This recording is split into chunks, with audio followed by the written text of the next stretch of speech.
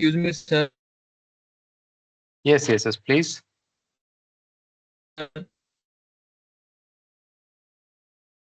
Hello, yeah, please ask.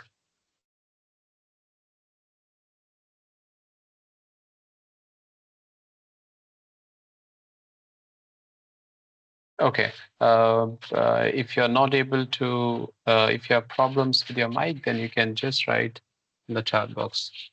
So let's start. A very good afternoon, everyone. Welcome to this week 8. And today we'll continue our discussion. We'll solve problems. And what you have covered in the last week is a bit related to controller design. You're continuing on that. You have also studied state space modeling as well as an introduction to frequency response analysis.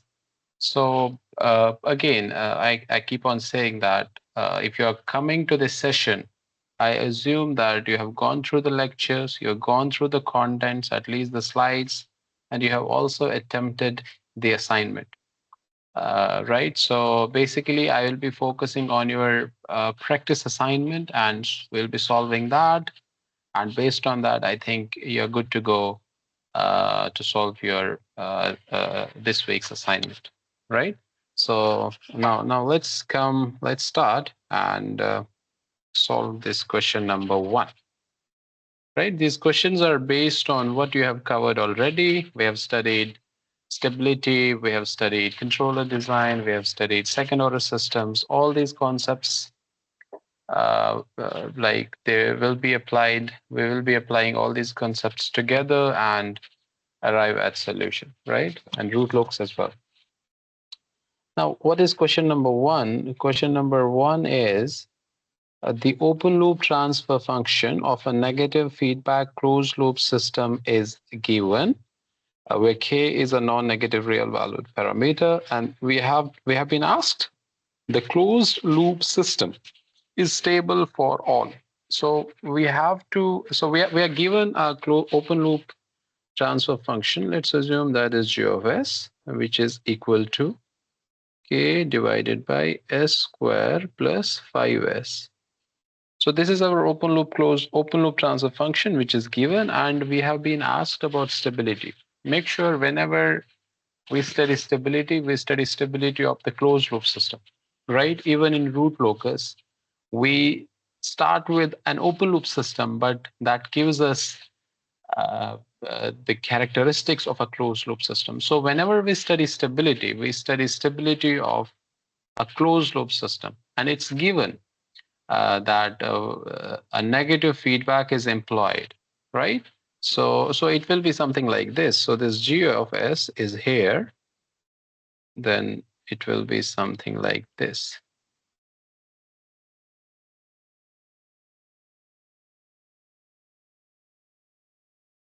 So the system will look something like this.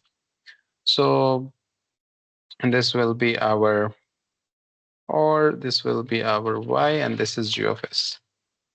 Now what we have to do, first of all, we will calculate the closed loop transfer function, right? So what will be the closed loop transfer function? Again, very simple. My g, which is closed loop, is given by g of s divided by 1 plus g of s h of s, where h of s is the feedback and here h of s is 1.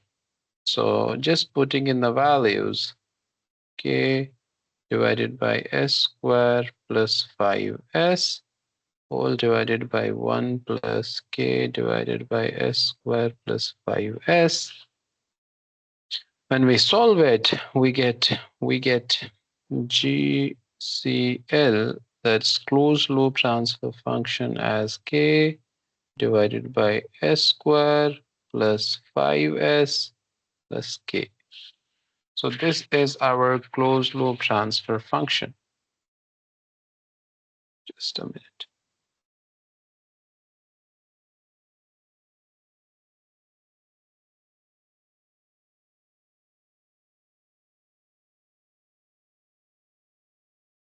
Okay, so this is our closed loop transfer function. Now we have been asked about stability, right? And stability in terms of k. right? So I've been telling you this, that for stability, we check the roots of characteristic equation, right? So this is my characteristic equation, which is the denominator of closed loop transfer function, CLTF. So now there are many ways to look for stability. So one way is we find the roots of this characteristic equation and see whether they lie in the left-half plane or not. If they lie in the left-half plane, my system is stable.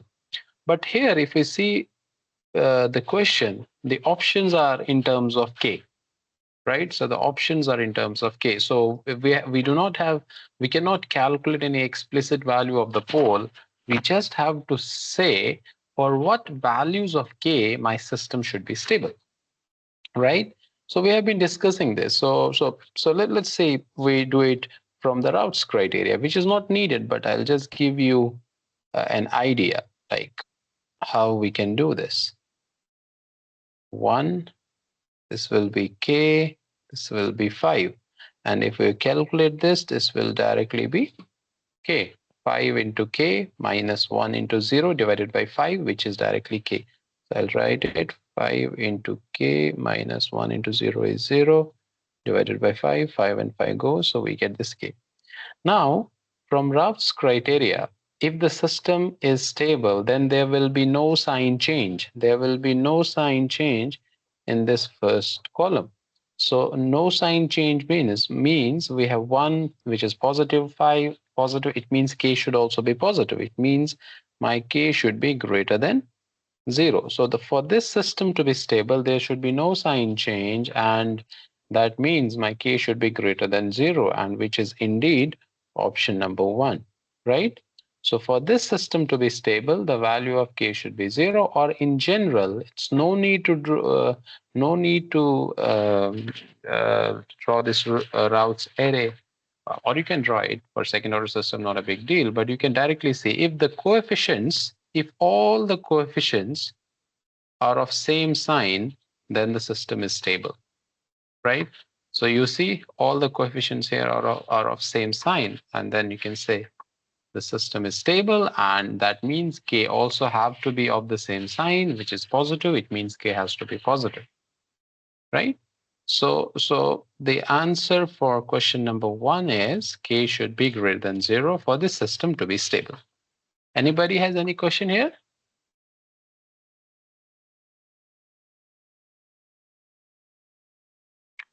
Now let's move forwards. We will take the same question and do many questions based on this. Now we saw the system is stable. Okay, I'll just write it for you. For the previous question, the system is stable for K greater than 0. Now the question is asked, second question is, it is desired that the closed loop system obtained in problem 1 be an underdamped second order system. This would be true for all. Again, the options are in terms of K. So we have to find the condition in terms of K, right? So what was the like closed loop system that we got in question number 1? We'll write that. So the closed loop transfer function, let me write it as CLTF, which we got from question number 1 is K divided by S square plus 5S plus K. So this is what we got from question number 1. Now this question number 2, in question number 2, we are being asked that this system should be that we want this system to be underdamped, right? So when we discuss second order systems, we discussed these things like, let me revise. So a closed loop, a standard closed loop transfer function for a second order system is given by this: omega n square divided by S square plus 2 zeta omega n S plus omega n square. So this is my standard closed loop transfer function for a second order system. And where this zeta is the damping factor, right? Damping ratio, we call it. This zeta is the damping factor. So if this zeta is greater than 1, that means my system is overdamped. If this zeta is equal to 1, it means my system is critically damped. And if this system is less than 1, it means my system is underdamped. So what does it mean? Overdamped means the damping is more than is actually required. And critically damped means the damping is exactly what is required. Underdamped means the damping is less than what is required. There is another scenario where this zeta is 0, which means that is an undamped case. Undamped case. No damping at all.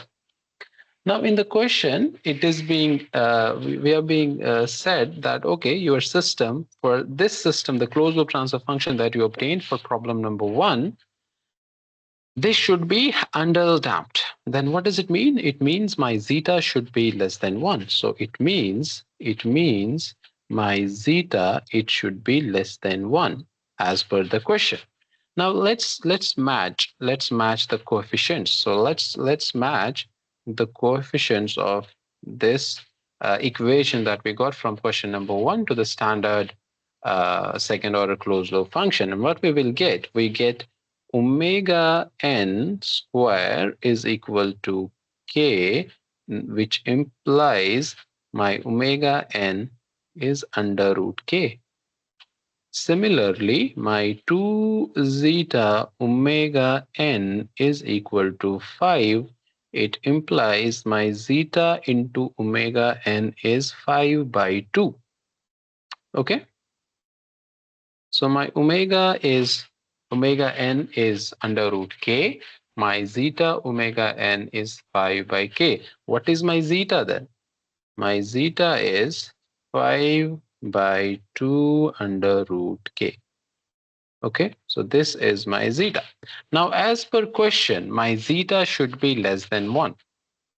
So my zeta should be less than 1. So my zeta, it should be less than 1. It implies 5 over 2 root k. This should be less than 1, right? So square it just to get rid of this under root k term. It means 25 by 4 into k is less than 1, or 25 by 4 is less than k, or k is greater than 6.25, because 25 by 4 is 6.25. It means option B is the correct answer. Okay, so what I did, let me recap. So it was given in the question that, so this question number 2, it was related to problem number 1. And in problem number 1, we found the closed loop transfer function. And in this problem, we were asked, okay, from this closed loop transfer function, when can the system be underdamped? And we know for the underdamped case, zeta should be less than 1. And we equated the transfer function, the closed loop transfer function of the system in problem 1 to that of the standard second order closed loop transfer function.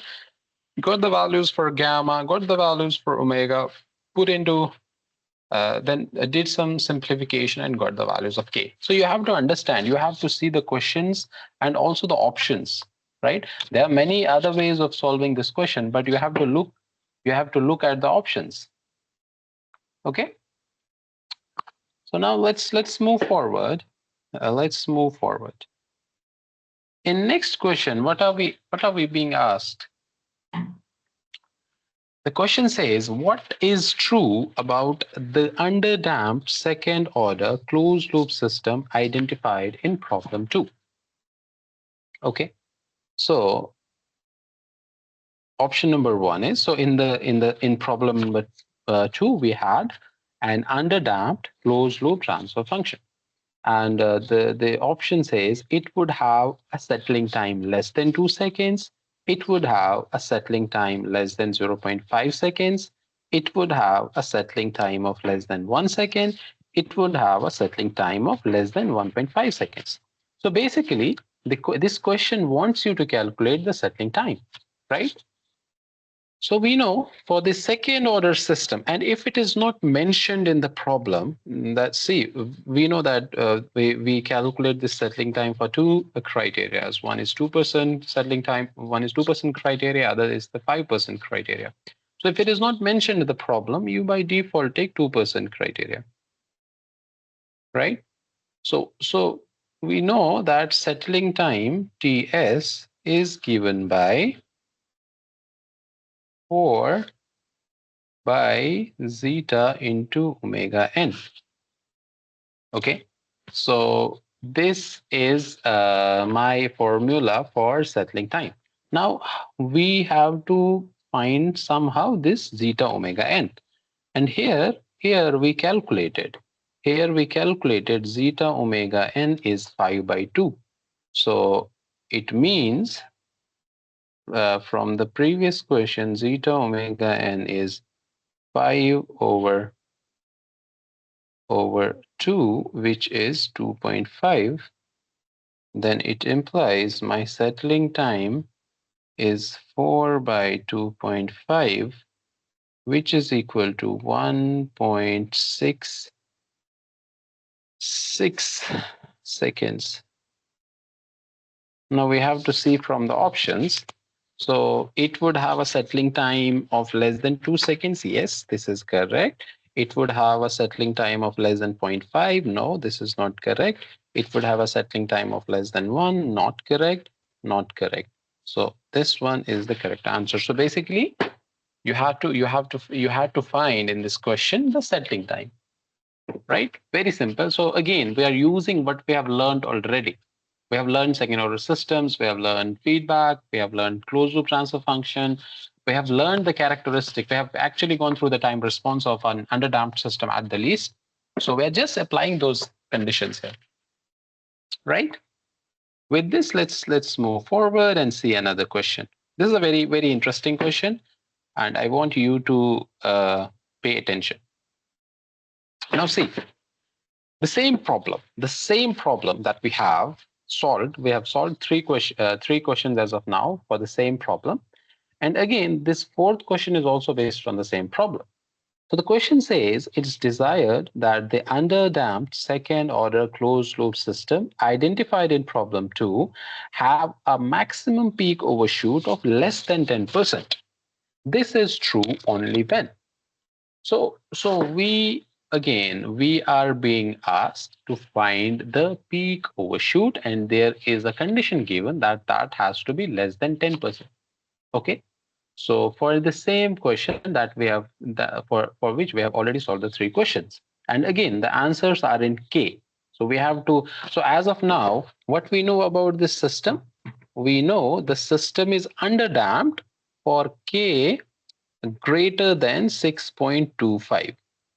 So for K greater than 6.25, that is underdamped because this peak overshoot will only come when the system is underdamped. There will be no peak overshoot or no peaky behavior for an overdamped or a critically damped system. So again, as of now, we know this K is greater than 6.25, but we have to find the upper limit as well for this K, right? So we again, we know the formula for peak overshoot, which is given by e raised to the power minus zeta pi divided by 1 minus zeta square, right? And we, from the question, it's given that it should be less or equal to 10%, which means 0.1, right? So this is given in the question. Now apply log or natural log both sides. So what we will get minus zeta pi divided by under root 1 minus zeta square is less than natural log of 0.1. Right, so if we solve it, I hope everybody has a calculator. So natural log of 0.1 will be minus 2.30. So it will be minus zeta pi. So these type of problems, be very careful, because if you make a mistake, it will be very difficult and you will get a wrong answer. And then you will have to solve it again from the scratch. So it's better you solve slowly, but you solve it correctly. So we will just get rid of this minus sign. Then what I will get, zeta pi under root of 1 minus zeta square is greater or equal to 2.30. I just got rid of this negative sign. Now, for the sake of simplicity, what I will do, I'll just square it both sides, because I want to get rid of this under root in the denominator. So in that case, what I will get, zeta square pi square divided by 1 minus zeta square is greater or equal to 2.30. We square it, we will get 5.29, right? Or now just simplify it, we'll get zeta square pi square is greater than 5.29 minus 5.29 zeta square. So I'll take the zeta square here, put in the value for pi, and then get the value of zeta by taking the under root. You'll get zeta is, okay, let me solve it, because zeta is in terms of k. So from this question,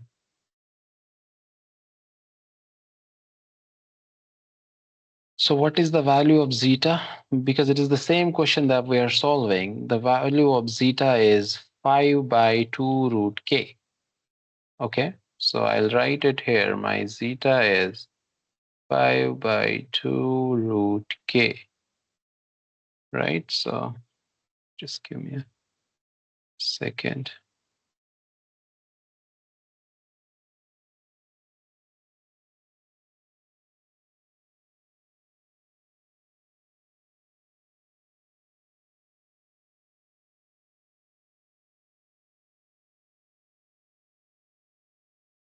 Okay. Now see, I will just solve it again, solve it a bit. So I'll get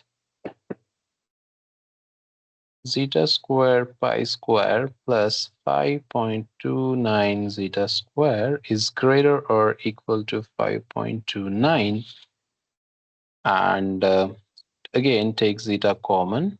So I'll get pi square plus 5.29 is greater or equal to 5.29.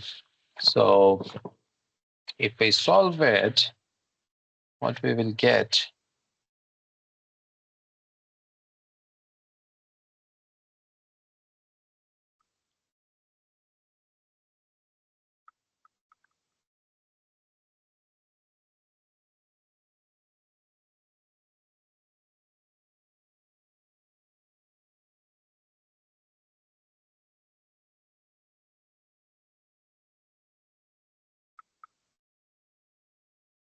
I did somewhere with it wrong. Let's do one thing.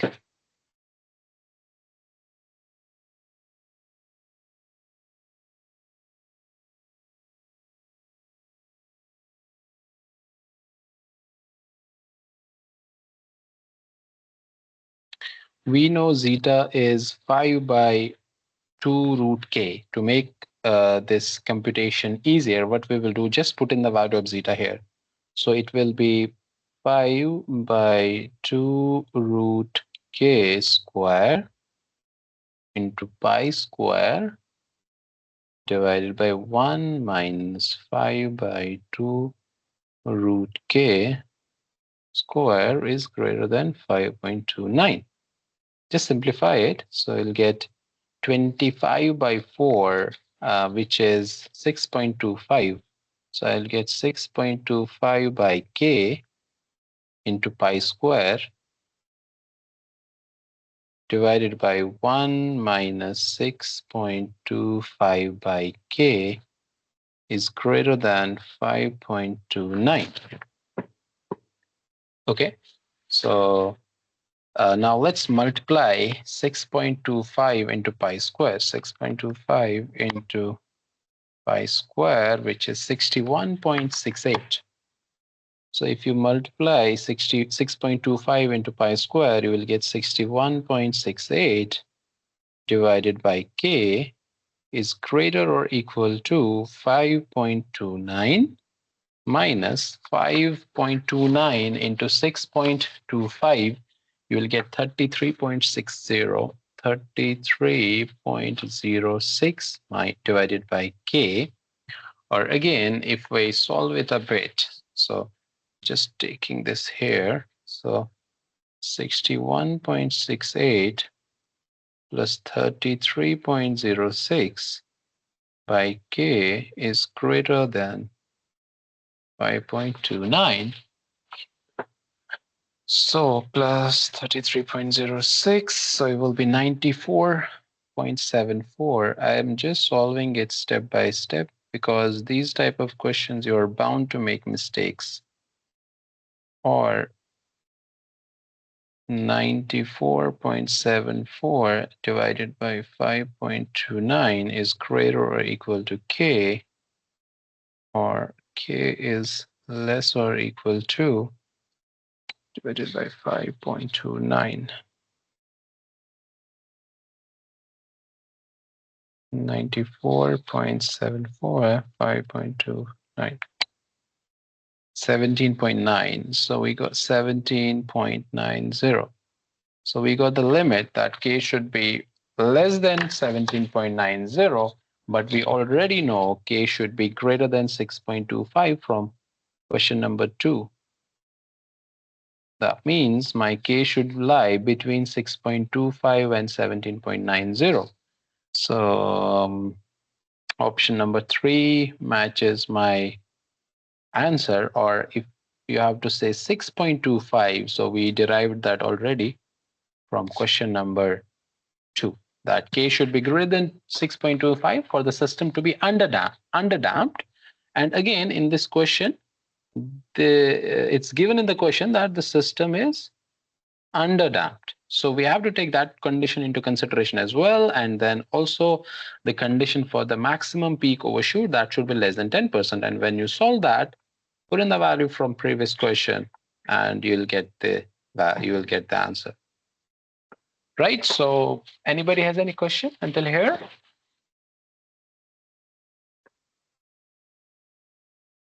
If you do not have any question, please tell me the answer for the next question, because we have just finished the root locus in the last week. So tell me, what will be the answer for question number 1? Every one of you, you can write in the chat box if you're not comfortable in muting yourself, but yeah, please tell me the answer. And the question is very clear. Which one of the following statement is true about the locus of the closed loop poles of the problem 1? The question is about root locus, right? So what do we do in the root locus? We find the poles, right, and zeros, and then we draw the root locus as k is greater, as k varies from 0 to infinity, and then see, okay, what is the locus of the poles? Correct? So now tell me, based on that, what are the, or you can directly see the closed loop poles, because as k tends to infinity, or when k is greater than 0, as we vary k, our open loop poles, they tend to closed loop poles, right? So as we vary k, we are moving from open loop poles to closed loop poles. So if you see from the question, if you find the poles, you will get something like this. In terms of k, again, everything is in terms of k. 25 minus 4k divided by 2. Now see, where are the roots? Where are the poles? The poles are always on the left half plane. Why? number one, because of this -5. Second thing, even if k is 0, so if you put k is 0, then 25 minus 4, that's some positive number. It's a real, it will be a real number, but again on the left, again on like it will be in LHP.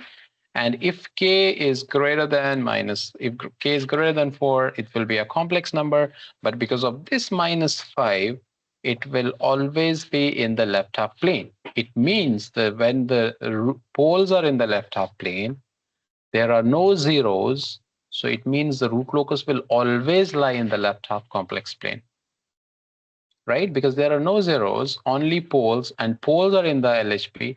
So obviously the root locus starts from the poles. So it means option number one, which is the root locus always lies in the left half complex plane, is the correct answer. Right? So you can vary k, and you can see this. If you want to motivate yourself, just vary k and in this expression, and you'll see you'll always be in the left half plane. That's what is root locus. Now, okay, now this was a brief of what you have already discussed, and there were questions based on this. Now let's do something different now, which is the second part of this assignment of this week, which is about state space modeling, right? State space.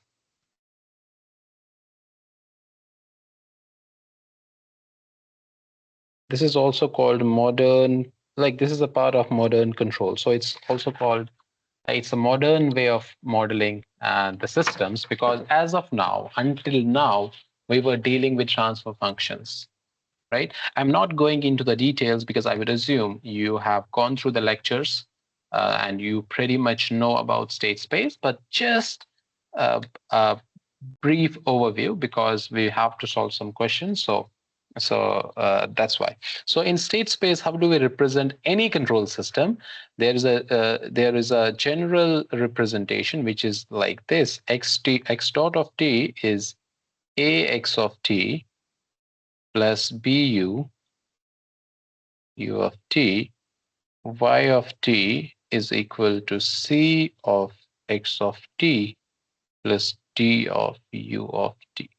So this is the general state space representation for any control system.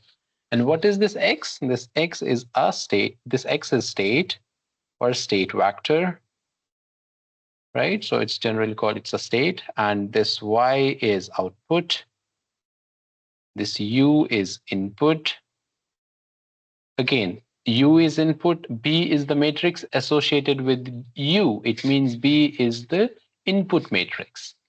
This A is the state matrix. A is the state matrix because it's associated with the state. C is the output matrix because it's associated with the output.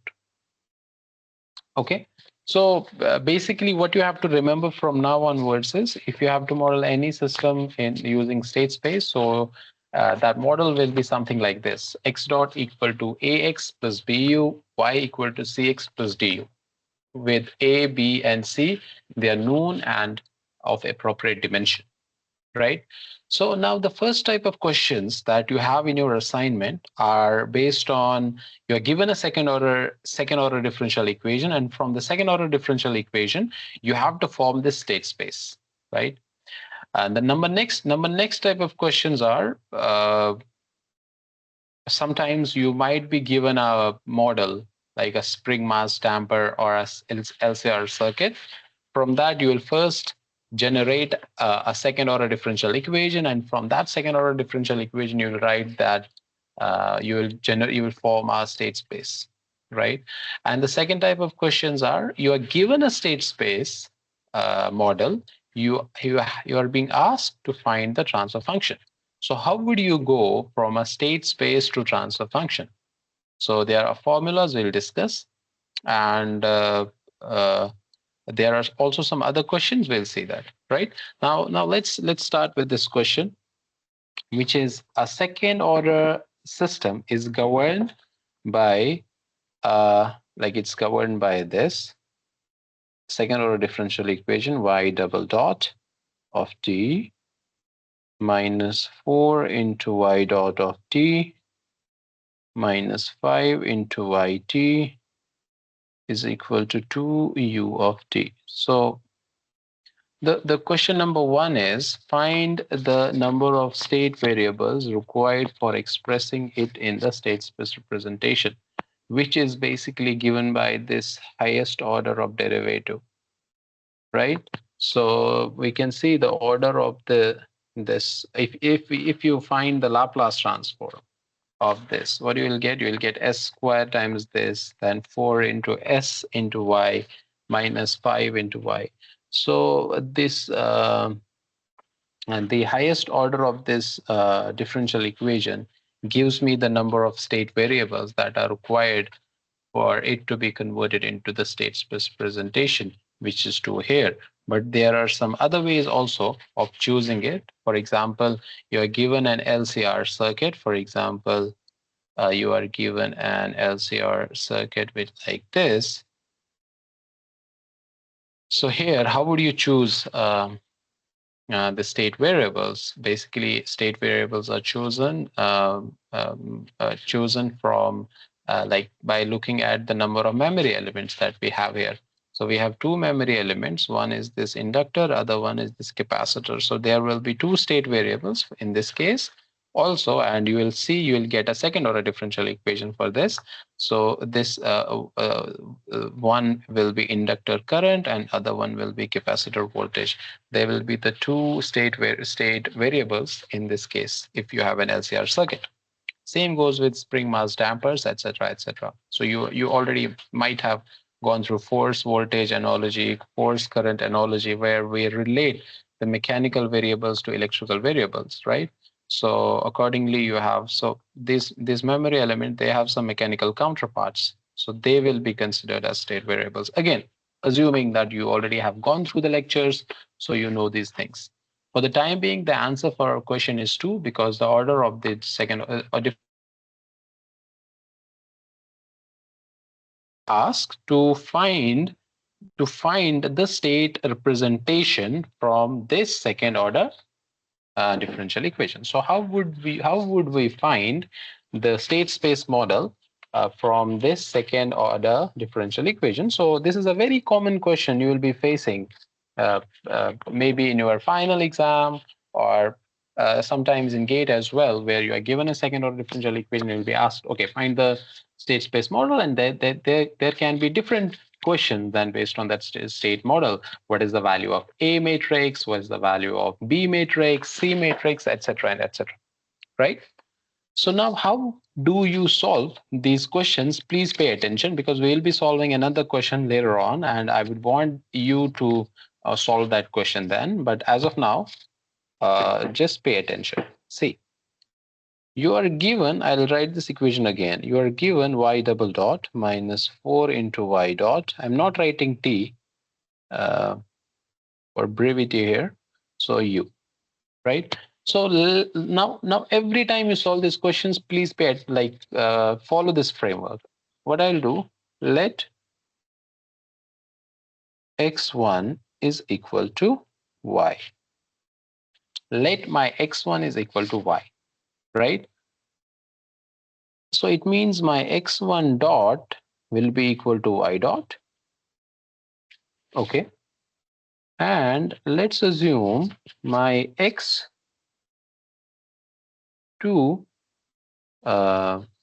is equal to my x2 is equal to y dot. Okay, my x1 is equal to y and my x2 is equal to y dot. You will always start with this. So if your x2 is equal to y dot, but you know your y dot is equal to x1 dot, it means your x2 is equal to x1 dot. This is the first equation you got because you have to find something like this, x dot equal to ax plus bu. So you have to get equation in terms of dot. So you got the first dot. Again, you know there will be two state variables, x1 and x2 are the state variables. So you have to find x1 dot and x2 dot. So as of now, I got x1 dot. So my first equation would be x1 dot is equal to x2, or I can write it like this: x1 dot is equal to 0 times x1 plus x2, 1 times x2. Okay, why I wrote it like this, you'll get to know. This was my equation number 1. Now see, my x1 dot is y dot if I take double dot. So if I take x1 double dot, so what will be my x1 double dot? X1 double dot is y double dot, right? So what is my x1? X1 dot is x2. So see from here first. My x1 dot is x2. That means my x1 double dot will be x2 dot. So from here, I can write x2 dot. Okay. So my x2 dot is equal to y double dot. So I have a whole equation for y double dot. You can see from here, my y double dot is equal to 2u minus 4y dot minus 5y. Okay. So I can simplify it. Okay, I'll write it here. So I'll just put the value of y dot. So it will be 2u minus 4y dot minus 5y. Now see, my x2 dot is equal to 2u minus 4 into what is y dot? Y dot is x1 dot and x1 dot is x2. So it's x2. So see here, y dot is x1 dot and from here x1 dot is x2. So everything we have to write in terms of x1 and x2, right? So this is minus 4x2 and now here 5 into what is y? Y is x1. So I'll directly write x1. So now let's go here. I'll just recall my two equations which I obtained. My equation number 1 was x1 dot. So this question, this question number 7, it will come from what we are solving. So the answer will be, it's in continuation. So my first equation was x1 dot, which is 0 times x1 plus 1 times x2 plus 0 times u. There is no u. Okay. Or since there are two variables, I'll write u. No, let's not write u1, u2. So 0 times u. Now my x2 dot will be, first I'll write the x1 term, that is minus 5x1 minus 4x2 plus 2u. Okay, so these are the two equations I got. Now, can I write it like this? See, I have to write it like this: x dot equal to ax plus bu. So I have to write it like this. So x is my x1 into x2. This is my, write it. So my x is x1 dot, x2 dot is equal to some A matrix. Again, x1, x2 plus some B matrix and u. Correct? So it's like this. Now see, we will generate this from these two equations. Now see here. See, my x1 dot and x2 dot I'll write is equal to x1, x2 plus dash into u. Now see, first equation, there is 0 times 0 x1. So 0 into x1 plus 1 times x2. Similarly, second equation will be minus 5 times x2 minus 4 times x2. And in first case, there is no input. And in second case, there is an input. Again, I'll tell you how I wrote this. See, if you see this equation, we write it like this: x1 dot is 0 times x1 plus 1 times x2. So 0 times x1 plus 1 times x2, matrix multiplication. Similarly, second equation, x2 dot is minus 5 times x1, again my plus or minus 4 times x2, right? So that's why I wrote it like this. Then plus again this B contribution. So these are coming from, they are coming for B matrix. So this is my A matrix, then this is my A matrix, this is my B matrix. Okay, so I have got A matrix, I have got B matrix. So what option then suits well is 0, 1, -5, -4. Option number this 0, 1, -5, -4. Okay, so this is the state matrix for this equation, right? Now, what is the value? What is the input matrix? My input matrix is 0, 2. So if you see other question, okay, there is no question. I don't see 7. Wait. Yeah, see here, the input vector of the state space is 0, 2. So see, 0, 2 is here. No need to calculate. You already know it. 0t. Now see, for this case, the output is this is output y. Y is x1. So I'll write here my y is x1. It means I can write my y as y is equal to 1 times x1. Just for sometimes I write this x or this, it's confusing. So I write y is x1. So I can write it y is 1 times x1 plus 0 times x2 plus 0 times u. It means my y is 1, 0, x1, x2 plus 0 times u. So my D is 0. This is my C, output matrix. My output matrix is 1, 0. So there is a question where you are being asked to find the output matrix, which is 1, 0 in this case. So no need to calculate. So from one question, we got the answers for 3 questions, because that's what I said. You'll be given a differential equation, and from that differential equation, you'll be asked to find the state. Well, what is the state matrix? What is this? Oh, here I think I did wrong. See, this is y double dot. It will be 2u. Again, this will be plus 4y. This will be plus 5y, because this is negative, negative, and this has to go here. It will be positive. So I solved it based on this, but I think the concept is there. So you probably got the concept. Minus plus is not a big deal that you can handle, but you have to be careful about the process, right? So the process is, if you are given a differential equation, you will first choose x1 as y, then x2 as y dot, and then everything you have to write in terms of x1 and x2. Make sure you get 2 equations. You get equations, at least the variables which you are choosing, you get equations of them in dot. Like, for example, I chose x1 and x2. So make sure you get x1 dot and x2 dot, right? They are important. Okay, so if you practice more and more questions based on this, then this will be clear. We will solve again another question based on this later on, but for the time being, let's solve this question, which is the eigenvalues of the state matrix obtained in problem 1R. So see, this -5 and -4, it will change in plus, because this is plus and this is plus. So my A matrix will be 0, 1, plus 5, and plus 4, which is this. So not this.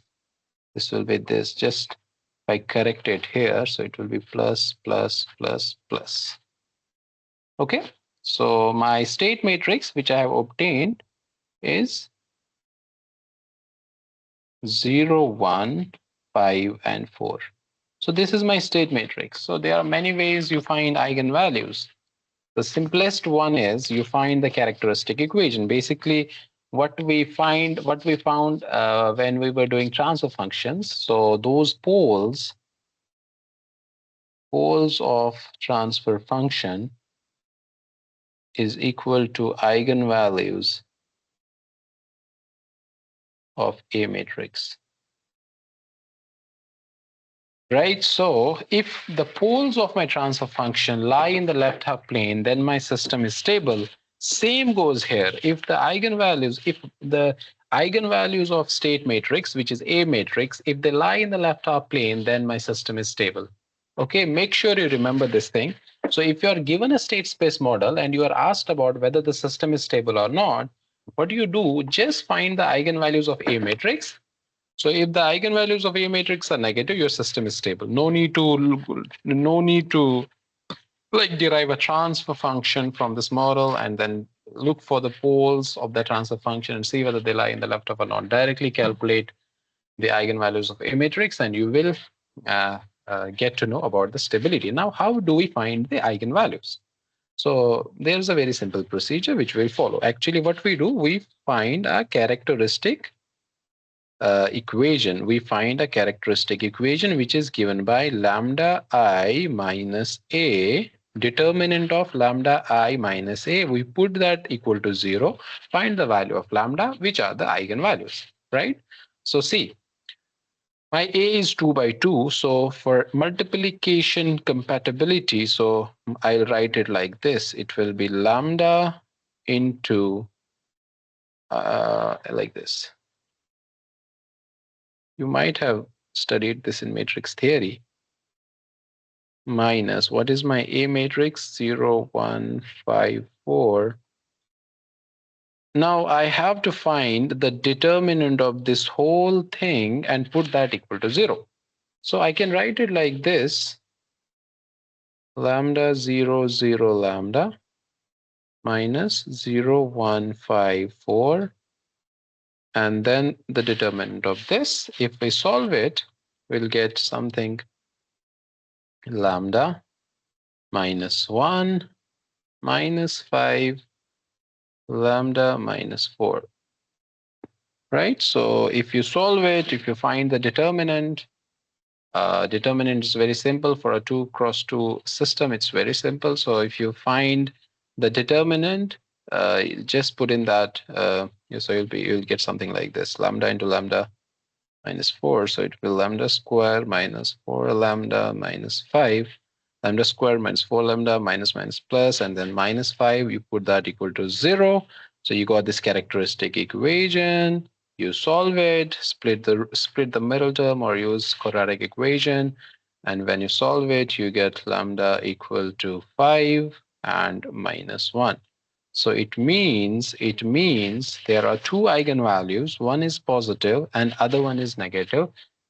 It means there is one pole which is in the right half plane. It means the system is unstable. So if you are asked, tell us whether the system is stable or not.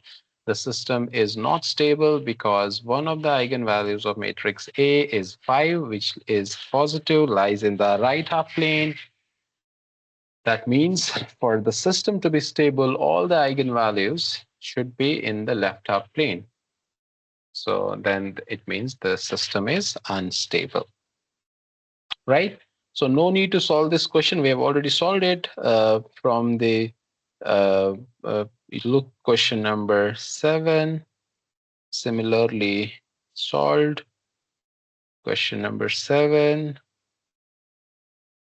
We will do another question based on this, then maybe the things will be more clear. Now there is another type of question. So this question was based on the state modeling, how you model from a differential equation and how you get a state model. Now, if you are given a state model, how you will find the transfer function from the state model? See, again, for the same question that is given, so I'll just write it, or I'll write it here. My A matrix was 0, 1, 5, and 4. My B matrix was 0 and 2. My C matrix was 1 and 0. So for this system, which we are solving, how would we find the transfer function, right? So there is a formula to find transfer function from the state model, which is given by this.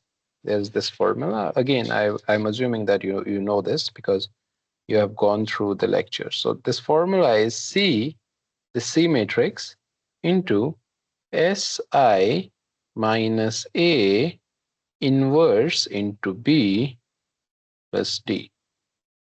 So if you have to find transfer function from a state model, there is a very straightforward example. There is a very straightforward formula, which is C into Si minus A inverse into B plus D. So again, we will apply the same formula because we know A, we know B, we know C. We also know D, which is 0 in our case. We already saw that. So D is 0. So this will go up. So then what do we have? So what do we have? We need to find transfer function. So I need to put C into Si minus A inverse into B because D is 0. Now this can be done in many ways. So let me go slowly, step by step. So first I'll find Si minus A, right? So Si minus A is same the way I found this lambda I minus A. This lambda I minus A. So the same thing is Si minus A. Now lambda is replaced by S. You can see from here the same thing. This lambda is now S. That's why when I said this lambda is the eigenvalue and it is equivalent to poles, because we are just putting in S for lambda, and the transfer function we'll get will be exactly what we got here, right? So transfer function the characteristic equation of the transfer function will be somehow S square minus 4S minus 5. So you'll get something like this as well. So because we have already solved it for eigenvalues, because the same thing will be of the transfer function are the characteristic equation are the poles of the transfer function are the eigenvalues of matrix A. So I know my eigenvalues of matrix A are 5 and minus 1, which are coming from this equation. So I somehow know that the denominator of the transfer function will be S squared minus 4S minus 5, because then and only the poles will be minus 5 and 1, 5 and minus 1. So if somewhere you're being asked this question and find the number of eigenvalues, then again find the transfer function. You no need to solve, just see which option has this in the denominator. Okay, there are multiple options. There are two options with the same denominator. So eventually we will have to solve it, right? So, but we know in the denominator, it will be S squared minus 4S minus 5. Then the eigenvalue, the poles will be 5 and minus 1, and the system would be unstable. So now let's solve this Si minus A. So my Si minus A is this. This is my Si. I told you before why I went like this. And A is 0, 1, 5, and 4, which will be equal to S minus 1 minus 5 S minus 4. This is my Si minus A. Right, so now let's put in this Si minus A in the formula. So my transfer function will be, what is my C? C is 1, 0. Si minus A, I have to take its inverse, which is S minus 1 minus 5 S minus 4. So we have to take its inverse. We have to take its inverse. And there is another matrix, which is B. B is 0, 2. Okay, so you know how to find the inverse of a 2 by 2 matrix. There is a shortcut where you just replace the diagonal terms. Like see, these two will be replaced. And for the other two diagonal terms, just interchange the signs. Just change the signs, that's it. So the inverse of this will be okay, divided by the determinant. So what will be the inverse of this? It will be S minus 4 and S. I changed this diagonal terms and just interchange, just change the signs of the other two elements. But here in the like you also have to multiply. So inverse is actually adjoint of A divided by determinant of A. So this is my adjoint, and here I'm writing the determinant. Determinant is S into S, that is S square minus 4S minus 5. Okay, and here my 1 and 0 stays there, and 0 and 2, it stays here. So I'll just take this outside. So I'll get 1 divided by S square minus 4S minus 5. Then just multiply these two matrices, 1 and 0. So what you will get, see, this is a 1 by 2 matrix. This is a 2 by 2 matrix. Multiplication is possible, and the resultant will be 1 cross 2. So my first row will be S minus 4, and my second will be 1. This is very simple. So this is just multiplication. And here now you have 0 and 2. This is actually 2 by 1 matrix. This is 1 by 2 matrix. So 2 by 2 multiplication is possible, and the resultant will be 1 by 1. So that will be this into this plus this into this. Okay, so this into this will be 0 plus 2 into 1 is will be 2. So the operation for this will be 2, and in the denominator you have S square minus 4S minus 5. So this is the answer. Option number C is the answer, which is 2 divided by S square minus 4S minus 5. Now, if you're asked, whether, tell us whether the system is stable or not. So obviously what you will do, you'll find the poles of characteristic equation, which are 5 and minus 1. One pole is positive, which lies in the right half plane. It means my system is unstable. That's what we concluded here when we solve the eigenvalues. Okay, so be attentive when you solve this Si minus C into Si minus A inverse into B. Like, just be careful that you are correctly multiplying, correctly taking the inverse of the matrix. That's it. So this is also one of the favorite questions that is being that will be asked in your exam, or is asked in competitive exams, that you are given a state model, find the transfer function, or other questions will also be based on this. Now let's move to another part, which is frequency response analysis and introduction. You'll learn that in the next week probably, but yeah, we have already actually seen this as well. So the question says, I'll come to state space again just after solving these three questions, which are very easy. The question says, consider a stable LTI system that is provided with a sinusoidal input having a frequency of 20 hertz. So you have a system for which you give some input and you get some output. When it is given that the system is linear and time invariant, so at least when it is saying the system is linear, make sure the input, so there will be input with some frequency. So input, there will be with some frequency and amplitude. This will be some frequency and amplitude.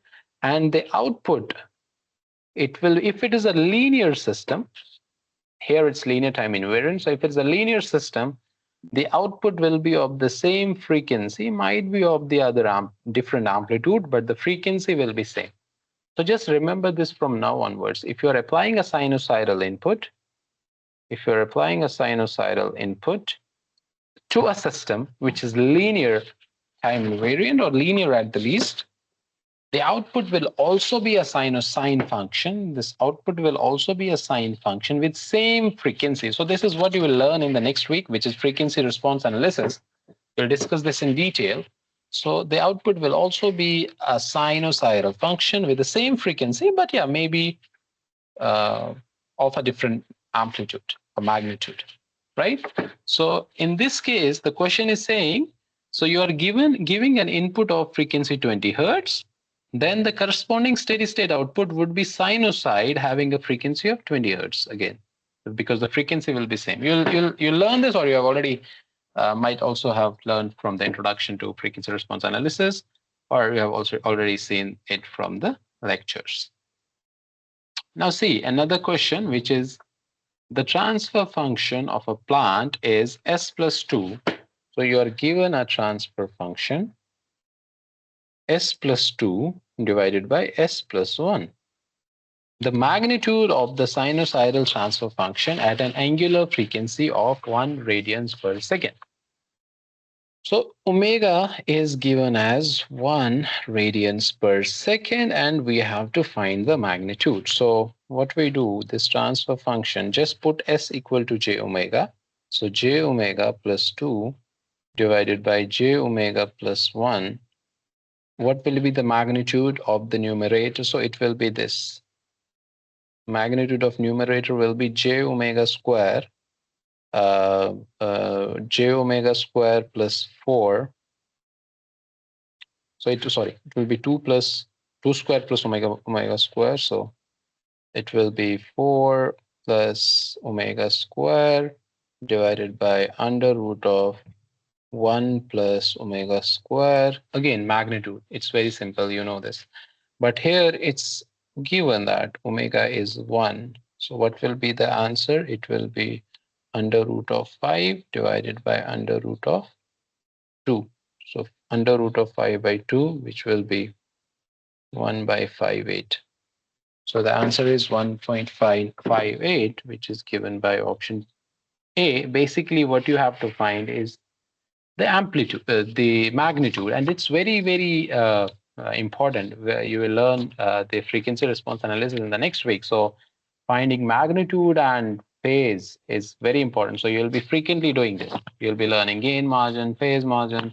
So you eventually have to find the phase and the transfer and magnitude. We also have calculated phase while we were doing root locus. So in the first lecture, in the introduction to root locus, I explained how we have to how we should find the angles in different quadrants of a complex number. So the next question is actually based on that. So the next question is for the same problem, which is s plus 2 divided by s plus 1, which is actually the transfer function that is given. Find the phase in degrees, again at 1 radians per second. So see, I'll just put s equal to j omega. So it will be j omega plus 2 divided by j omega plus 1. We have discussed in detail that there are 4 quadrants. In the first quadrant, this angle or this phase is given by if this is sigma or j omega. So in my first quadrant, the angle will be given by omega by sigma, right? And in the second quadrant, it's given by minus 180 minus tan inverse of omega by sigma. In the third quadrant, it's given by minus 180 plus tan inverse of omega by sigma. And in the fourth quadrant, it's given by tan and minus tan inverse of omega by sigma. We have discussed this in detail. And if you see the given transfer function, both these complex numbers, they lie in the first quadrant. So the transfer function, the angle, net angle will be, or I can just write the phase in degrees will be equal to tan inverse of omega by 2. Then there will be a subtraction because of the denominator, and then tan inverse of omega by 1. So you know omega is 1. It's being given in the question that omega is at 1 radians per second. So you get tan inverse of 1 over 2 minus tan inverse of 1. You know this is 45 degrees, and tan inverse of 1 over 2 is 26.56 degrees. When you solve it, you get your tan as this phase as 18.43 degrees, which is option number 3, minus 18.4. So this is very simple. We have already discussed it when we were doing root locus, that how we find the angles in different quadrants. And here it was very easy to find the angle. Now, the last question I am leaving, like just try to solve this question. This is what we have solved. So basically what it is saying in problem 13, the ratio, the same problem, in same transfer function, s plus 2 divided by s plus 1, the ratio of magnitude of the sinusoidal transfer function at an angular frequency of 10 radians per second to that of 1 radian per second. So basically, we have to find the magnitude. We have to find the magnitude when omega is 10, and then divide that by magnitude when omega is 1. We already know when omega is 1, the magnitude is 1.58. When omega is 1, magnitude is 1.58. Now we'll find when omega is 10. So when omega is 10, so I'll get something like this. 4 plus omega square, that is 100. 10 square is 100 divided by 1 plus omega square. Again, 10 square, that is 100. So I got 104 divided by 101. What is it? 104 divided by 101, which is 1.01, and divided by 1.58, already calculated, which the answer is then 0.6422, and this is the answer. Very simple were these questions. So if you have any doubt, tell me. Otherwise, we can just do a few more questions based on state space. But for the time being, I'm just stopping. Just tell me if you have any doubt in any question that we have discussed. Otherwise, we'll just move ahead and solve 2 more questions from the state space stuff, which will boost your confidence, and then eventually you'll be able to solve all your assignment questions.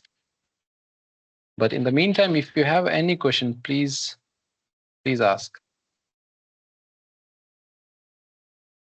Find the state space model. Find the state space model of the following system.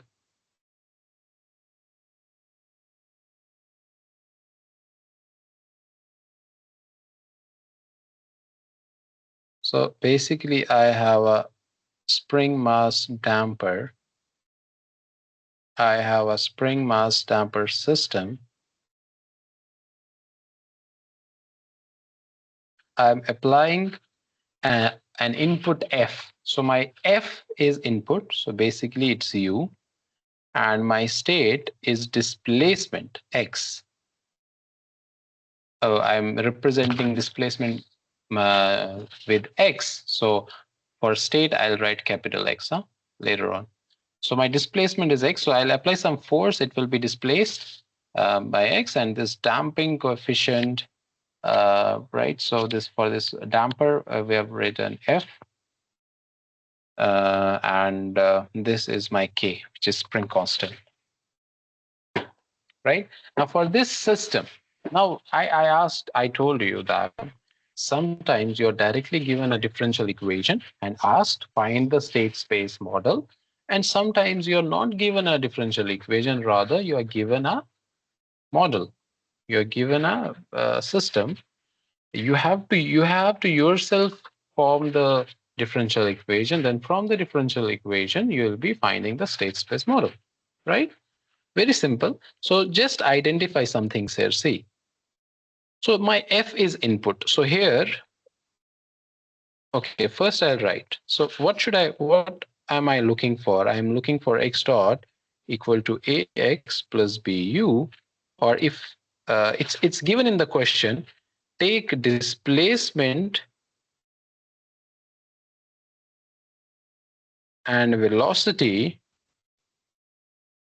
as state variables. It's given.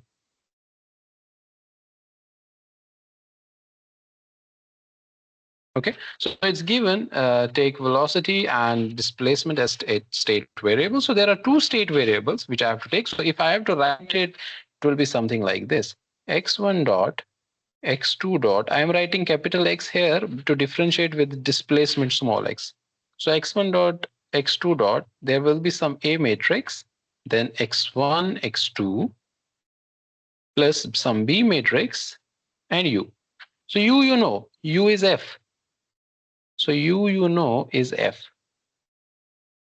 Done. Now we have to find relationship of x1 dot in terms of x1 and x2. Similarly, relationship of x2 dot in terms of x1 and x2 and u, obviously, whatever will come in u. So that will be there. But u is f. Now, first, when you apply Newton's second law on this system, so this f will be equal to m d square x by dt2 plus f into dx by dt plus k into x. Very simple. I wrote just on this, I wrote Newton's laws. This force will be applied here, and there will be some forces acting backwards, just Newton's laws. Okay, now see, this is a second order differential equation. So you see d2 x by dt2 and dx by dt something, right? So first of all, if it was given directly in the question, take displacement and velocity as state variables. But even if it was not meant, it would not have been mentioned. Still, you knew that there will only be two state variables because the order of differential equation is 2. Now see, it's the same way what we did when we were given y double dot plus something plus something plus something, right? So there, what we did there, we put x1 equal to y and x1 dot, then x2 equal to y1 dot, right? And x2 equal to y dot. So this we did earlier, but now here we cannot put x because x is our displacement. So, and x is actually our y here. Now what we will do,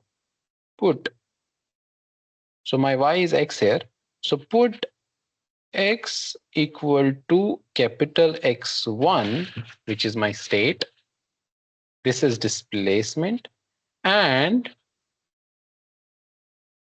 what will be dx by dt, which is x dot, which is equal to v, which is equal to x2. So I am putting x dot is equal to v is equal to x2. So I defined my x1 as displacement and x2 as velocity. Correct? That is what is mentioned in the question. Take displacement and velocity as state variable. So I took displacement as x1 and velocity as x2. Very simple until here. Now what I will do, I'll try to write the relationship of x1 dot in terms of x1 and x2 and x2 dot in terms of x1 and x2. Now see from here, x dot, what is x dot? See, x is x1, so x dot is x1 dot. So I get x1 dot is equal to x2. This is my first equation. This is my first equation. Why? Because I got x1 dot equal to x2. That's what is needed. You have to find x1 dot and x2 dot in terms of x1 and x2. Right, done. So this is my equation 1. Now for equation 2, see, equation 2 is x dot is equal to x2. What will be x double dot?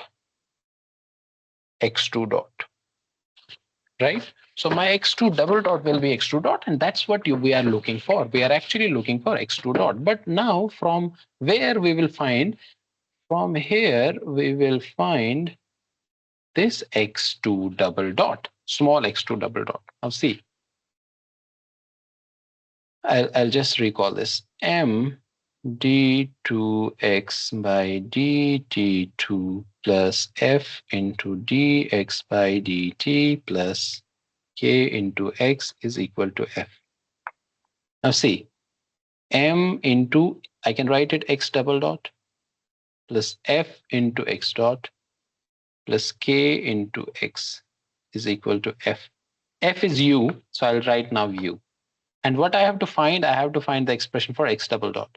So my x double dot will be equal to, so these terms will go here and then will be divided by m as well. So it will be minus f by m x dot plus, not plus, minus k by m x plus f by, right? So my x double dot is equal to minus f by m. What is my x dot? What is my x dot? My x dot is x2. So I'll write it x2 minus k by m. What is my x? My x is x1.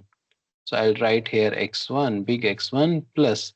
What is my f? My f is u. So I'll write 1 by m into u. I'll just put this value here. So what I will get is x2 dot is equal to minus, first I'll write the x1 term, minus k by m x1 minus f by m x2 plus 1 by m u. That's what I was looking for. I got my second equation. So what was my first equation? First equation was, okay, my first equation was x1 dot is equal to x2. Or I can write it 0 times x1 plus 1 times x2 plus 0 times u. I can easily find the A matrix, B matrix, C matrix now. See, my x1 dot, x2 dot will be equal to x1, x2. This will be u. See, see this equation now. There is 0 in x1 and 1 in x2. Similarly, here will be minus k by m minus f by m. And here will be 0 for x1 and 1 by m for u. Okay, this is my state equation. And here you see my x is x1. So my displacement is the measurement. So my y is equal to x, which is equal to x1, which is equal to 1, comma 0, x1, comma x2.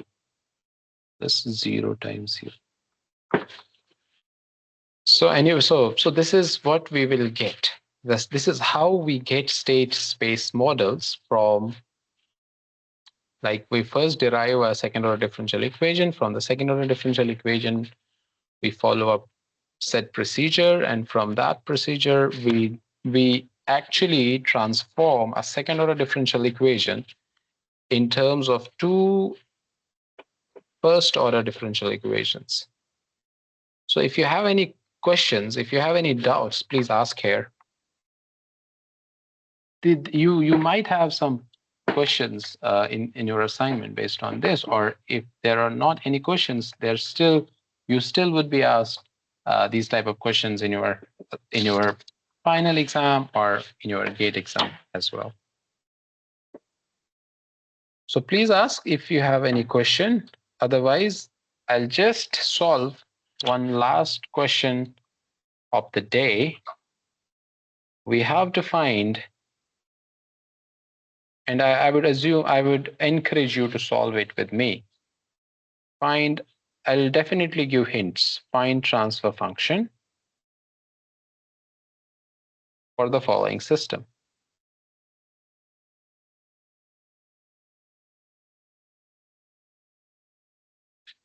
The system is given by like this: x1 dot, x2 dot,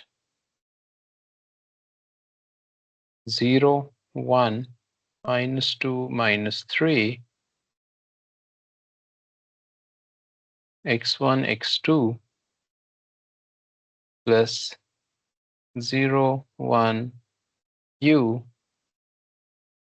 y is equal to 1, 0, x plus 0 u.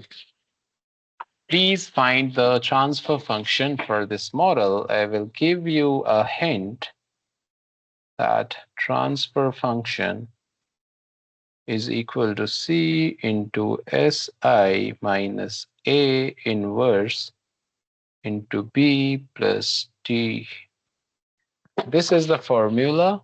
Please solve it. And once you find the transfer function, then tell me whether this system is stable or not. How would you find the stability? The stability would be found by looking at the poles of the transfer function. So the poles, if they are in the left half, then your system is stable. If they are in the right half, then the system is unstable.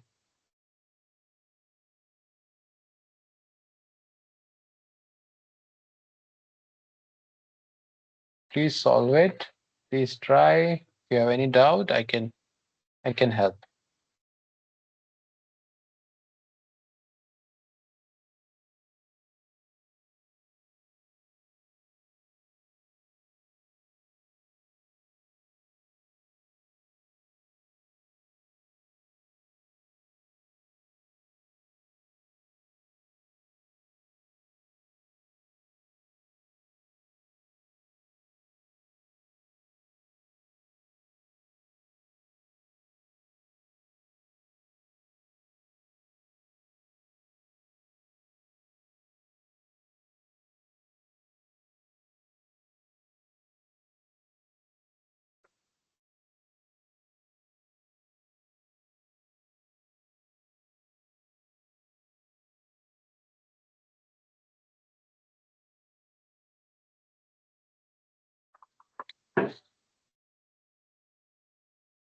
Can anybody help me?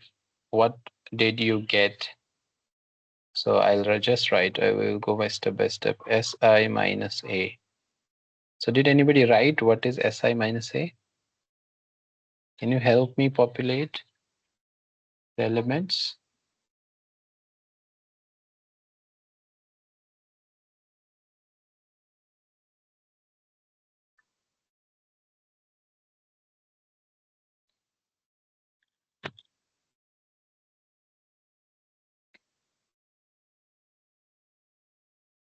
Okay, so I'm just solving it for you.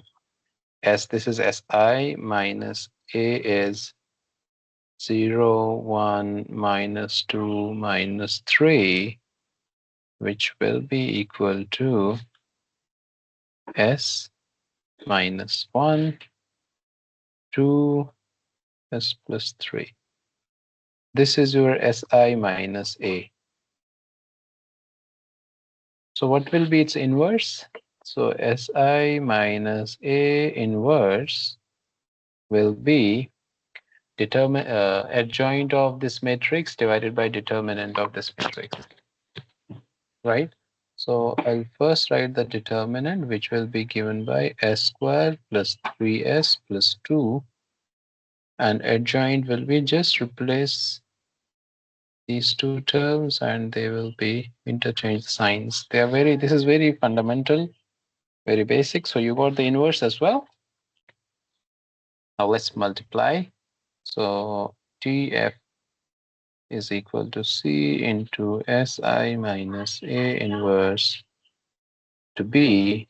So I'll write this determinant before s squared plus 3s plus 2.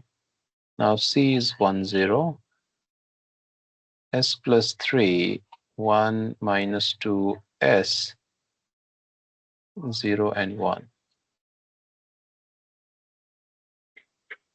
Right? So when you solve it, you'll get 1 divided by S squared plus 3S plus 2.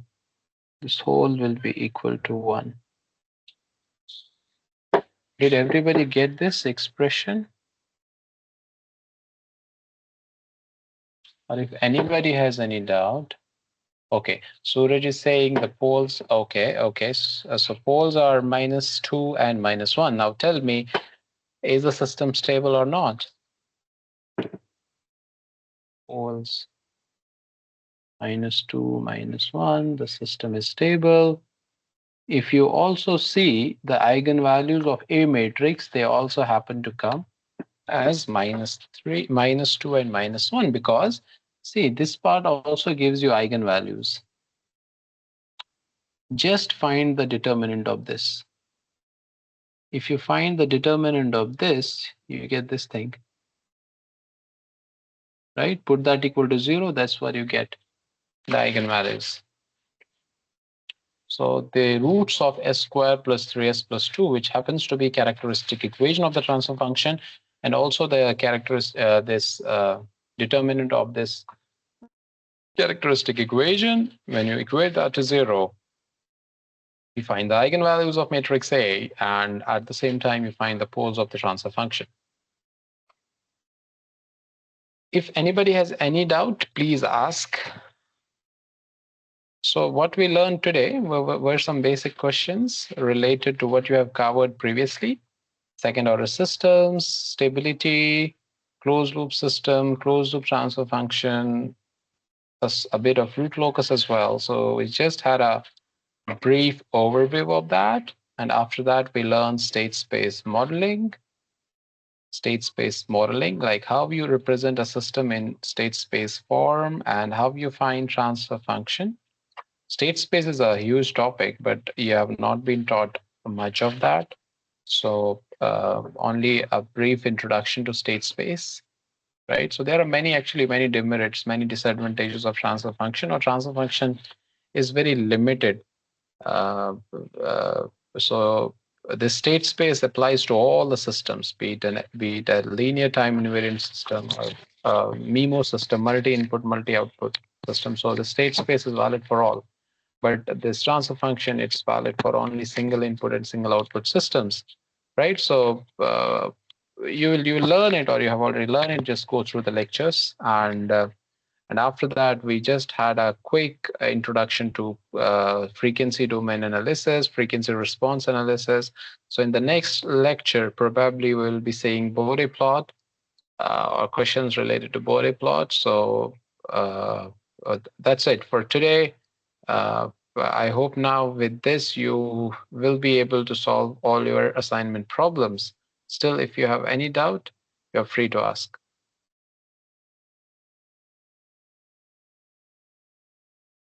Or otherwise, I'll just stop the recording.